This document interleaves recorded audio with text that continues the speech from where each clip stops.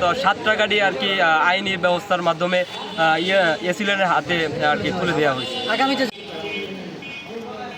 আপনারা আগে কাটা হয়তো যে বেকু দিয়ে বালু, এখন দেখি যে প্রায় 50 থেকে 100-এর মতো হবো কামলা দিয়ে বালু কাটা হয়। আমরা যা এরা একদম সব কিছু ভিডিও করি এবং আমাদেরকে দেখে এরা এলাকাবাসীরাও অনেক বাজে ব্যবহার করে এবং অনেকে পালায়া যায়। তারপরেও আমরা তাদেরকে প্রশাসনকে জানিয়ে তাদেরকে আমরা ওইখানে রাখি, গাড়ি ড্রাইভার সহ গাড়িগুলো জব্দ করে রাখি। এরপরে আমাদের এসিলেন মহোদয় যায় যায় এগুলো জব্দ করে নিয়ে আসা হয়। এখন আপনারা কি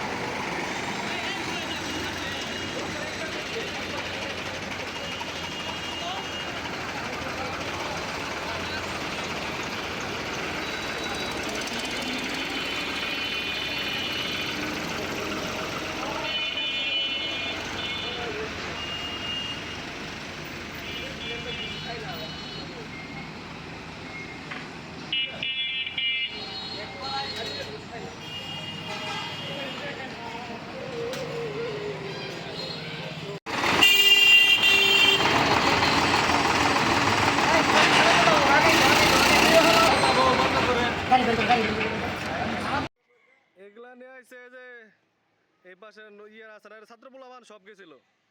হ্যাঁ যা এলে গাড়ি টাড়ি আটকায় এসিলেন খবর দিচ্ছে, মানে এরা তুলে নিছে আইন।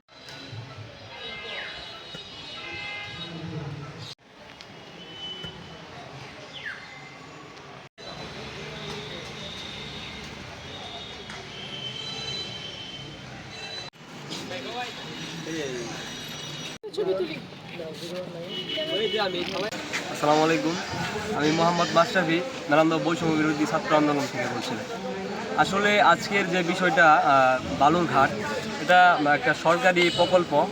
সেইখানে অবৈধভাবে দীর্ঘদিন যাবৎ আপনার বালু উত্তোলন করা হতো এবং কি এক শ্রেণীর লোকেরা এটা অবৈধভাবে বিক্রি করতো।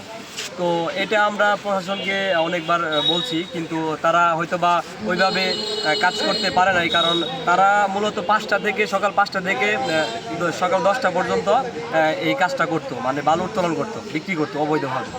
তো আমরা ছাত্ররা সবাই একটা পরামর্শ মোতাবেক আমরা বলি যে আগামীকাল মানে আজকে একটা পরিকল্পনা করি যে আজকে আমরা সকাল 8টার দিকে যার যার মতো আমরা এই বালুর ঘাটে অবস্থান করব এবং সেখানে যতগুলা গাড়ি পাবো সেটা আমরা এসিলেন এবং ইএনও স্যারকে জানাবো, তারপর একটা আইনি ব্যবস্থা নেব। তো এই মূলত আমাদের একটা উদ্দেশ্য ছিল এবং আমরা সফল হয়েছি। আমরা মূলত 7টা গাড়ি আর কি আইনি ব্যবস্থার মাধ্যমে এসিলেনের হাতে আর কি তুলে দেওয়া হয়েছে। আগামীতে যেন এইগুলা আর না হয় সেই দিকে প্রশাসনের দৃষ্টি আকর্ষণ করছি। এবং আসসালামু আলাইকুম, আমি বৈষম্য বিরোধী ছাত্র আন্দোলন মেলান্দা উপজেলা থেকে বলছি। আসলে খবর পাওয়ার পরে আমরা সব ছাত্র প্রতিনিধিরা ওইখানে গেছি, যার পরে দেখি যে আপনারা আগে কাটা হয়তো যে বেকু দিয়ে বালু, এখন দেখি যে প্রায় 50 থেকে 100-এর মতো হবো কামলা দিয়ে বালু কাটা হয়। আমরা যা এরা একদম সব কিছু ভিডিও করি এবং আমাদেরকে দেখে এরা এলাকাবাসীরাও অনেক বাজে ব্যবহার করে এবং অনেকে পালায়া যায়। তারপরেও আমরা তাদেরকে প্রশাসনকে জানিয়ে তাদেরকে আমরা ওইখানে রাখি, গাড়ি ড্রাইভার সহ গাড়িগুলো জব্দ করে রাখি। এরপরে আমাদের এসিলেন মহোদয় যায় যায় এগুলো জব্দ করে নিয়ে আসা হয়। এখন আপনারা কি চাচ্ছেন? চাইতেছি যাতে প্রশাসনের দৃষ্টি আকর্ষণ করছি, আমরা অনেকবার প্রশাসনকে বলছি, তারা সুস্থ পদক্ষেপ নিতে পারে নাই।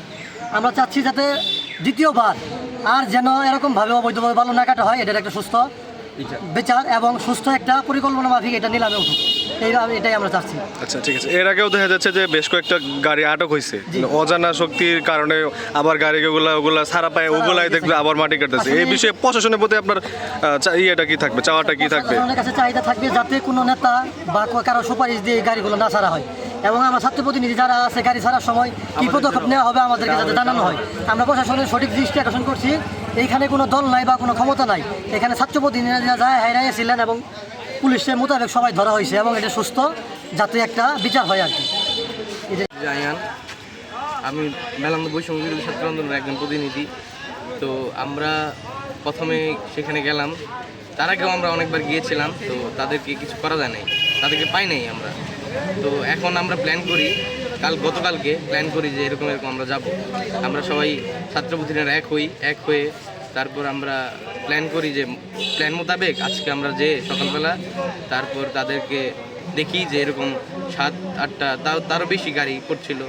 তারপর এরকম যে গেলাম, তারপর আমরা তাদেরকে ধরলাম, তাদেরকে আমরা তারপর আমরা এসিলেনকে ফোন দিলাম, মেলান্দ উপজেলা এসিলেনকে ফোন দিলাম। তো সে তারপর আসলো, তারপর আমরা গিয়েছিলাম, তারপর তারা পালানোর জন্য কী করছে, তারপর অনেকেই পালাইছে।